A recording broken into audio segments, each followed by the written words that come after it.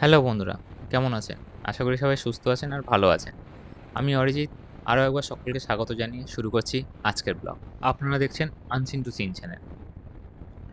আজকের ব্লগটা বাড়ি থেকে শুরু করা হয়ে ওঠেনি, কারণ খুব তাড়াহুড়োতে আমি বেরিয়েছি বাড়ি থেকে। এখন আমি আছি বাইপাসে, আর আমি যাচ্ছি সল্টলেকের দিকে। আজকের যে জায়গায় যাচ্ছি তার কোনো প্ল্যান ছিল না, কিন্তু হঠাৎ প্ল্যান হওয়াতে তাড়াহুড়ো করে বেরোতে হয়েছে আমাকে বাড়ি থেকে।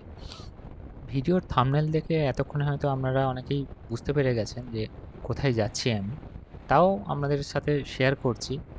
আজকে আমি যাচ্ছি নিউ টাউনের এয়ারক্রাফট মিউজিয়ামে।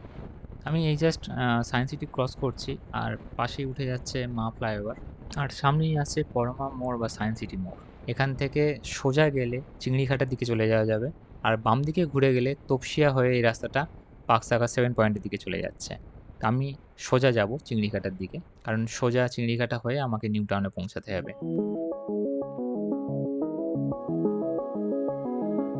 এখন আমি পৌঁছে গেছি বিশ্ববাংলা গেটের কাছে। এখান থেকে বাম দিকে যে রাস্তাটা চলে যাচ্ছে, এই রাস্তা ধরে গেলে আপনি ইকো পার্কে পৌঁছে যেতে পারবেন। তার সাথে মাদাম তুসোর যে মিউজিয়াম, সেখানেও পৌঁছাতে পারবেন। আমি যাব সোজা সোজা এই গেটের নিচ থেকে ক্রস করে ওপারে যাব। তারপর ইউটার্ন নিয়ে আমাকে এয়ারক্রাফট মিউজিয়ামে ঢুকতে হবে। এই শীতের মৌসুমটা যতক্ষণ আছে, সেই শীতের আমেজটা গায়ে মেখে যতটা ঘোরা যায়, এই গরম পড়ে গেলে আর অতটা ঘোরা যায় না। এখন শীত কমছে, তো তাই ভাবলাম চলেই যাই আজকে, দেখে আসি এয়ারক্রাফট মিউজিয়ামটা।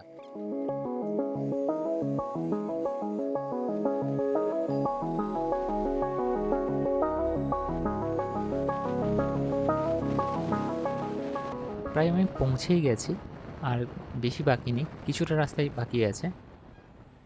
এই সামনের ক্রসিং থেকে ইউটার্ন নিলেই আমি এয়ারক্রাফট মিউজিয়ামে পৌঁছে যেতে পারবো। যারা বাসে করে আসছেন তাদেরকে এত দূর আসতে হবে না। তারা বিশ্ববাংলা গেট পর্যন্ত যে বাস আছে, সেই বাসে এসে ওখান থেকে অল্প একটু রাস্তা হেঁটে এলেই এই এয়ারক্রাফট মিউজিয়ামে পৌঁছে যাবে। কিন্তু যারা প্রাইভেট কার বা বাইকে আসছেন, তাদের জন্য এই ইউটার্নটা নিতে হবে।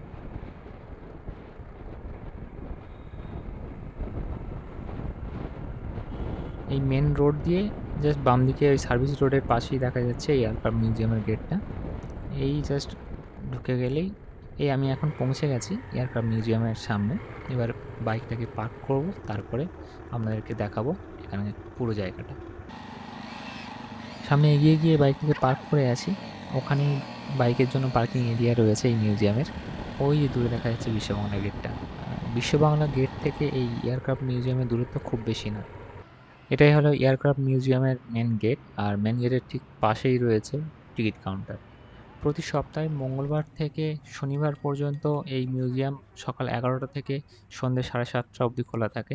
আর রবিবার এবং যে কোনো ছুটির দিনে এই মিউজিয়াম 10:30টায় খোলা হয়। আর প্রত্যেক সোমবার দিন কিন্তু মিউজিয়াম বন্ধ থাকে, এটা মনে রাখবেন।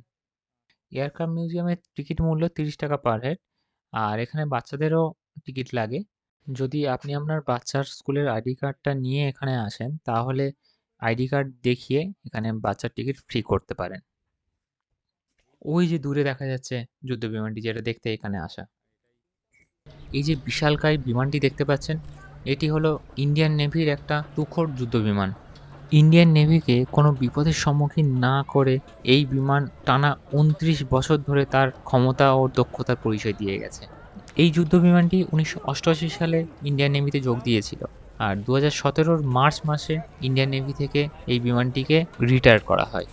এটি রাশিয়ার তৈরি একটি অ্যান্টি সাবমেরিন যুদ্ধ বিমান, আর এর নাম হলো টাভলাভ 142M।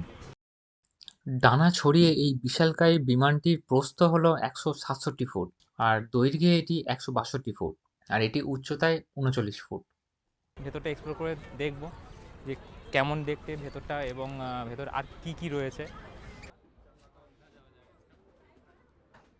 এই বিশাল বিশাল ল্যান্ডিং গিয়ার দিয়ে এই বিমান আধা প্রস্তুত রানওয়ে দিয়েও উড়ে যেতে পারত। এটা এই বিমানের একটা বিশেষ ক্ষমতা। যদি বিমানটিকে বেশি লোড নিয়ে খারাপ রানওয়ে দিয়ে ফ্লাই করতে হতো, তখন এই পেছনের ল্যান্ডিং গিয়ারগুলোতে 4টে করে চাকার বদলে 12টা করে চাকা লাগানো হতো। এই বিমানটি যুদ্ধের সময় প্রয়োজন পড়লে 12টি টর্পেডো আর 250টি ফ্রি ফল বম নিয়ে উড়ে যেতে পারত 925 কিলোমিটার প্রতি ঘন্টার গতিবেগে। আর এই বিশাল শক্তি দিত এই বিমানের এই 4টি প্রপেলার লাগানো বিশালকায় ইঞ্জিনগুলো। আর এই এক একটা প্রপেলারের ডায়ামিটার কত জানেন? এক একটা প্রপেলারের ডায়ামিটার হলো 18 ফুট। আমি এখন দাঁড়িয়ে আছি এই বিশালকায় ইঞ্জিনটার ঠিক নিচে।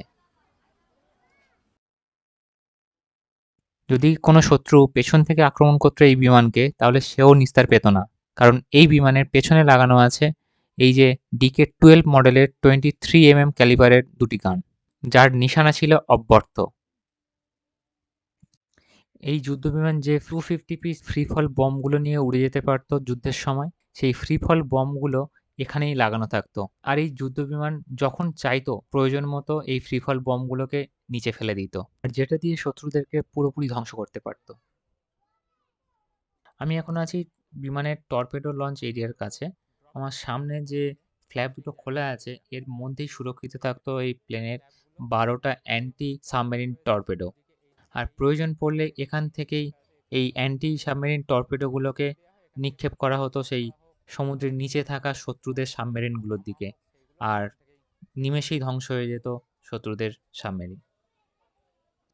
কার্গিল যুদ্ধের সময় শত্রু যাতে আমাদের কোস্টাল এরিয়াতে অ্যাটাক না করতে পারে, তার জন্য এই বিমানকে ব্যাপকভাবে ব্যবহার করা হয়েছিল। কোস্টাল এরিয়ার পুরো সিকিউরিটির দায়িত্ব ছিল এই বিমান। এখন আমার সামনে যেটা আছে এটা হলো এই যুদ্ধ বিমানের সামনের ল্যান্ডিং গিয়ার।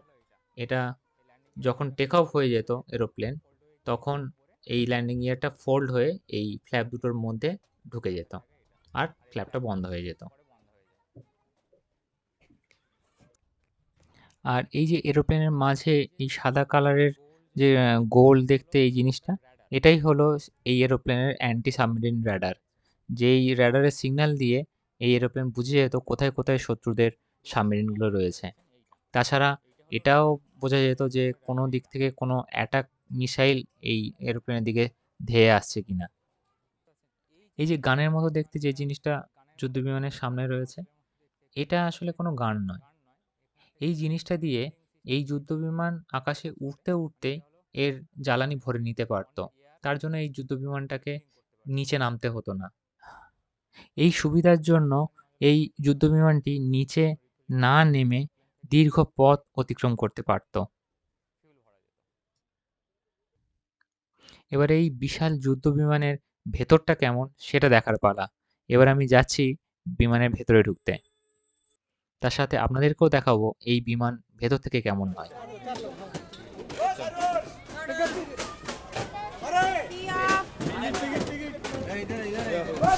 আপনি ভিতরে ফটো ভিডিও অনেকক্ষণ ধরে ভিডিও করছেন, আমি দেখছি ভিতরে ফটো ভিডিও কিছু অ্যালাউ নেই। ভেতরে পরিবার এলাও নেই? আচ্ছা, ঠিক আছে। আপনারা শুনতেই পেলেন যে এখানকার যে সিকিউরিটি গার্ড তিনি বললেন যে ভেতরে ভিডিওগ্রাফি অ্যালাউ নেই। তাই আপনাদের কাছে আমি খুব দুঃখিত যে ভেতরটা কেমন দেখতে আপনাদেরকে সেটা ভিডিও করে আপনাদেরকে দেখাতে পারলাম না। বিমানের ভেতরটা দেখে নেমে পড়লাম বাইরে। আর এর পাশেই রয়েছে একটা ছোট্ট পার্ক, যেখানে বাচ্চাদের জন্য রয়েছে একটা ছোট্ট এরোপ্লেন, স্লিপার, ক্লাইম্ব করা স্লোপ, দোলনা, আরও কত কি। আর এর সাথেই আরও কিছু অ্যাক্টিভিটি আছে যেগুলো আর্মিদের ট্রেনিংয়ের সময় ব্যবহার করা হয়, তবে সেই অ্যাক্টিভিটিগুলোর ছোট রূপ এখানে রয়েছে। আপনারা নিজেদের কাজের পর একটু সময় বের করে পরিবারের সাথে এখানে ঘুরতে চলে আসুন, কিছুটা সময় কাটিয়ে যান এই নৌবাহিনীর যুদ্ধ বিমানটার সাথে, আর ফেরার সময় একটা সুন্দর স্মৃতি নিয়ে বাড়ি ফিরুন। তো আজকের ব্লগটা আমি এখানেই শেষ করছি। ব্লগটা কেমন লাগলো অবশ্যই আপনারা কমেন্টে জানাবেন। যদি ভালো লেগে থাকে তাহলে ভিডিওতে একটা লাইক করবেন আর শেয়ার করবেন আপনার বন্ধুবান্ধবদের সাথে। পুরো ভিডিওটা দেখার জন্য সকলকে অসংখ্য ধন্যবাদ। নমস্কার।